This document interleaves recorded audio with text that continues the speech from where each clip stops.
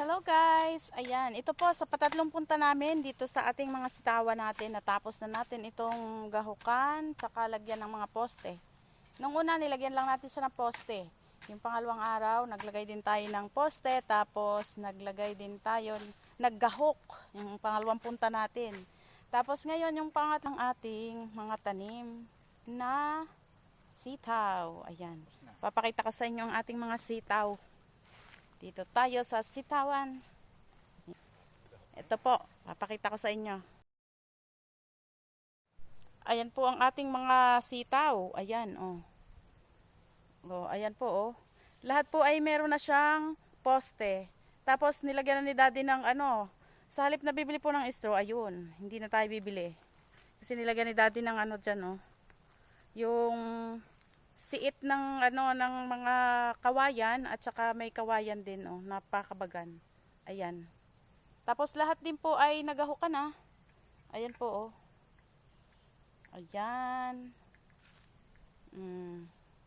Maganda na po ang ating mga tanim na sitaw. Meron na siyang pakabagan na poste. Nalagyan na po lahat at saka po nalagyan na rin ng gahok.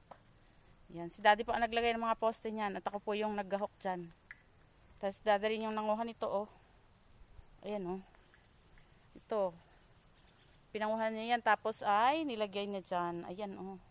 Hindi nalalagyan ng straw. Hindi na tayo bibili ng straw para dyan. Ayan, oh. Ayan po ang ating mga tanim na sitaw. Lahat sila ay meron ng gahok at meron na din silang mga poste na gagapangan. Wala pa pong abono yan. Hindi pa po namin nilalagyan. Titingnan po, baka po pwedeng hindi nalagyan ng abono. Ayan, oh, lahat ay may poste na at meron na silang gahok. Ayun, oh. Ginawa din ni Daddy yan, oh. Ayan po ang ating mga tanim. Maganda na po.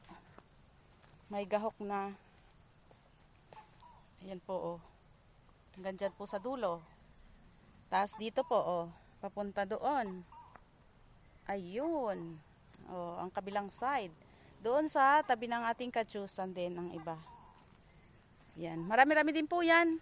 Siguro po kasing dami yan nung ating mga pinagtanim doon sa harap. Mas marami pa po yan doon. Ayan, oh. Ang ating sitawan. Sa ngayon po nakapanood ng aking YouTube channel. Ayan po at pagtatanim po ng sitaw. Thank you po. Salamat sa laging panonood.